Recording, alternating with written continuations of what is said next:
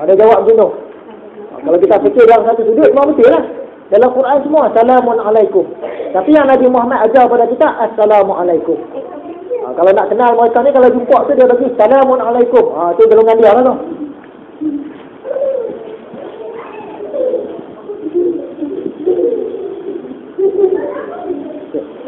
Akhirnya, kita melihat angka 19. Angka 19 yang didewa-dewakan oleh golongan ini.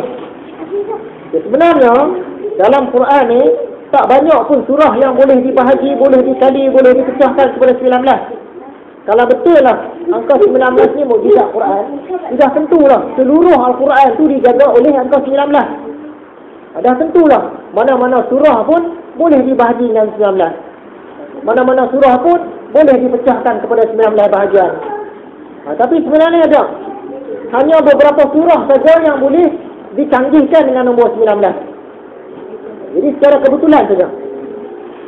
Bahkan surah Al-Fatihah, iaitu ibu kepada ayat-ayat Quran, kepada surah-surah Quran pun tak boleh nak dibahagi, dipecah, dikali dengan nombor 19.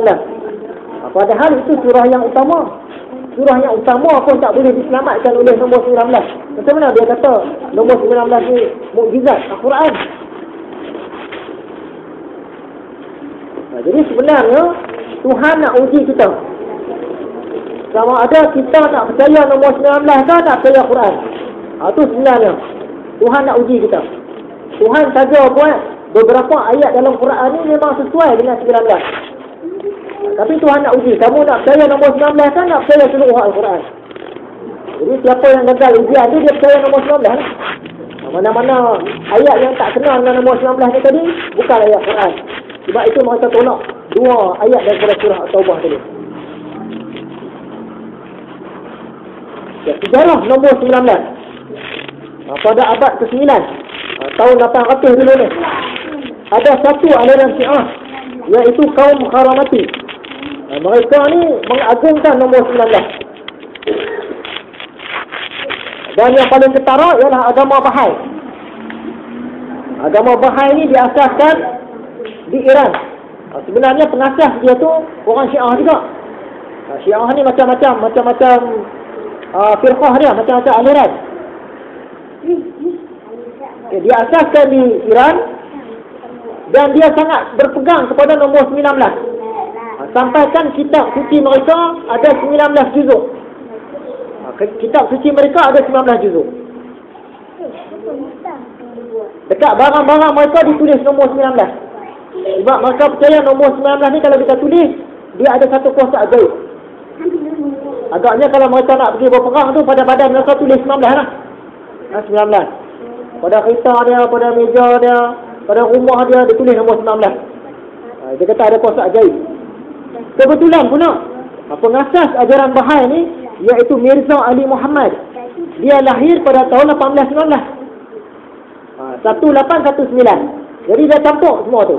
1 tambah 8 tambah 1 tambah 9. Jadi 19. Lagi kuatlah kepercayaannya.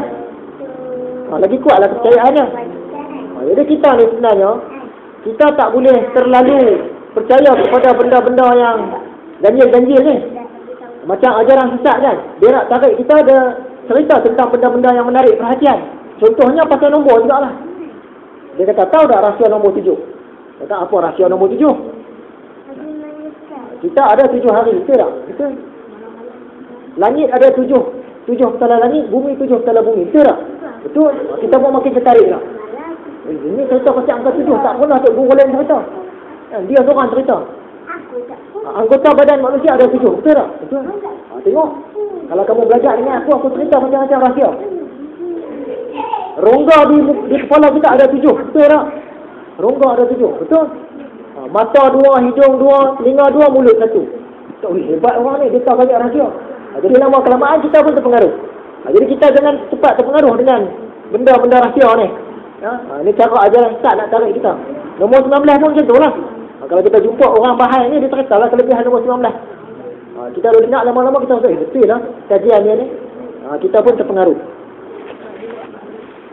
Jadi pengasas ajaran Bahai ni dia telah ditangkap dan dibunuh pada tahun 1853. Di antara undang-undang dia, siapa curi baju diharamkan menyentuh isteri selama 19 hari.